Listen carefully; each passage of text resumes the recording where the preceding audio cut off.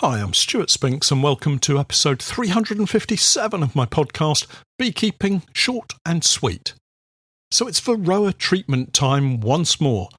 That is for many beekeepers around the UK, and it falls within the umbrella of what a lot of beekeepers would term an Integrated Pest Management System. These days, with my focus on bee health, I like to call it a Honeybee Integrated Health Management System.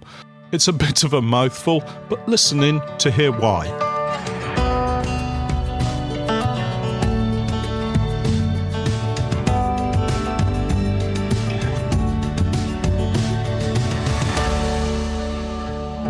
Beekeeping Short and Sweet, a beekeeping podcast for the inquisitive beekeeper with a short attention span. A beekeeper, in fact, just like me. This week's podcast is brought to you, in part, by Hive 5 Multi-Guard.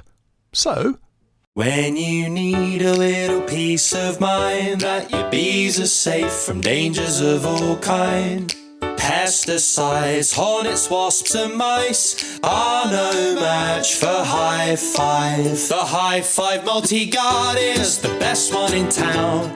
Keeps your bees safe all year round. The ultimate solution has been found. It's Hive 5. The Hive 5 Multi-Guard fits nearly all beehives and makes beekeeping much easier.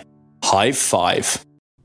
Hi everyone, welcome back to the podcast. It's great to be back sharing some more beekeeping processes and procedures, tips and techniques with you. Don't forget, these podcasts go out each week on a Sunday morning on Patreon.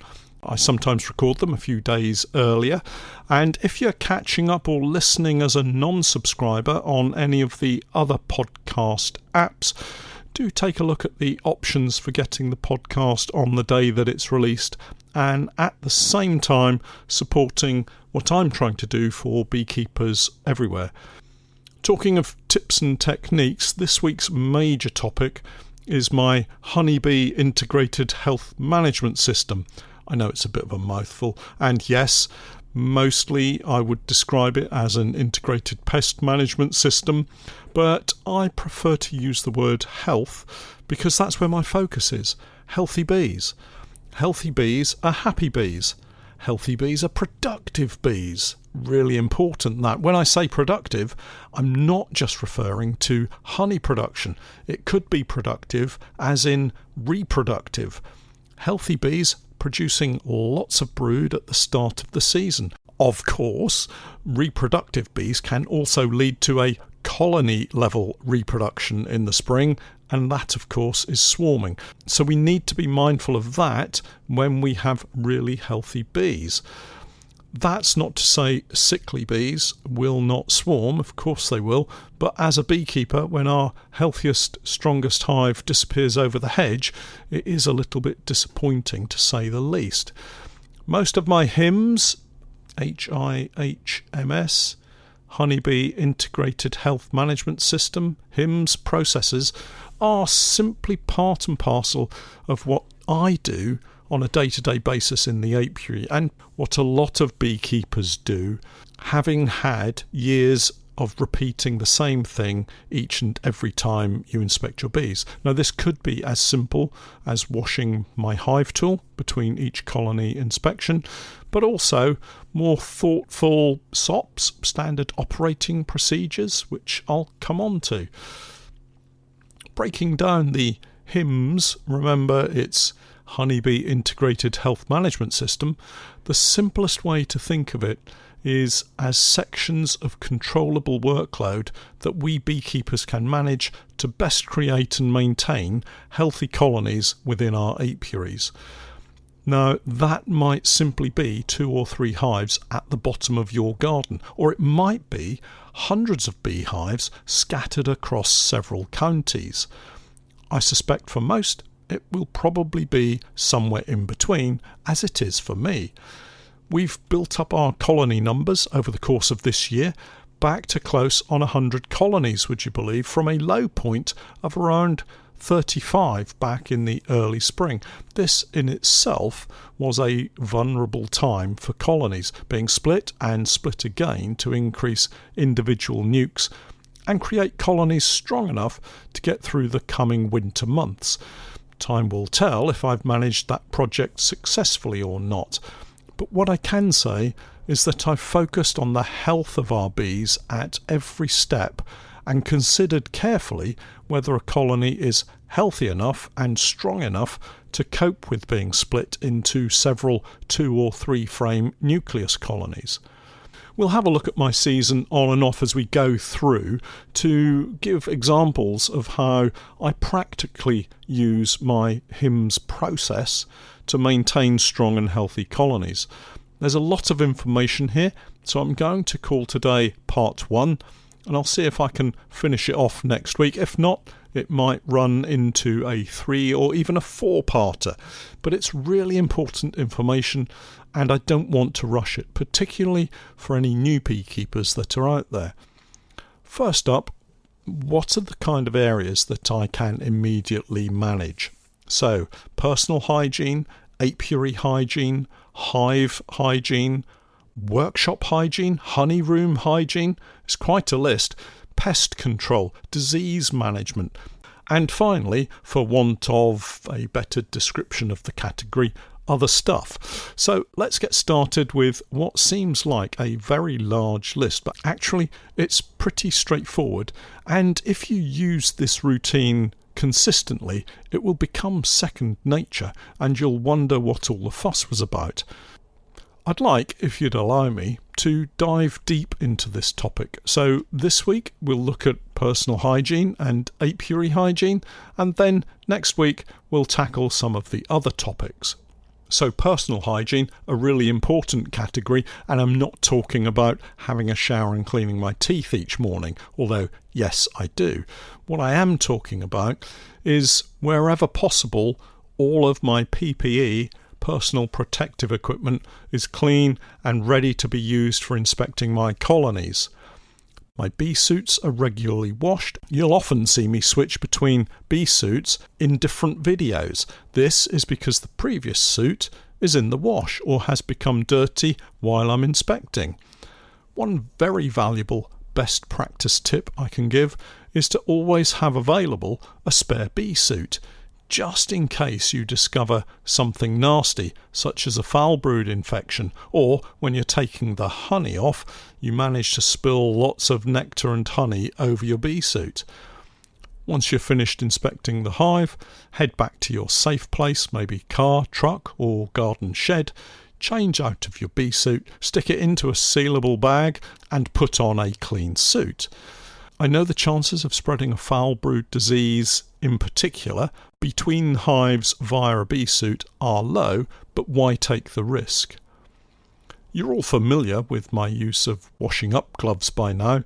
These also get washed thoroughly at the start of my inspections, in between each hive inspection, and when I've finished at the apiary. They get washed in my wash bucket, which contains washing soda and washing up liquid, cleaned of wax and propolis, dried and then stored for the next time. If I ever had a situation where I discovered foul brood, I'd dispose of them and start again with new gloves.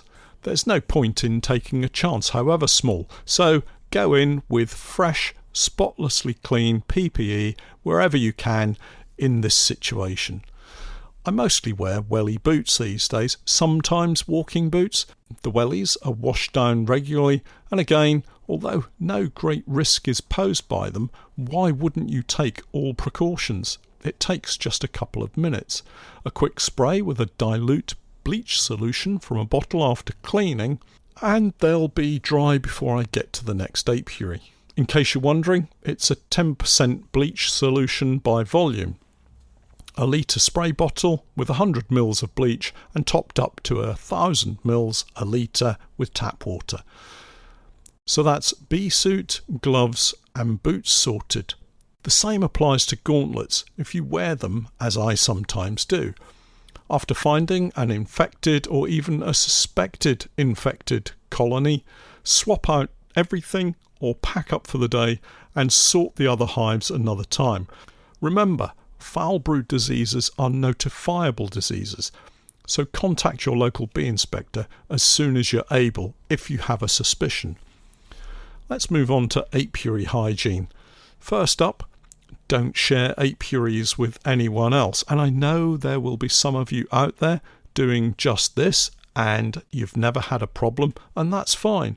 However, you do need to be very good friends, and I would suggest sharing the inspections between all beekeepers and all hives.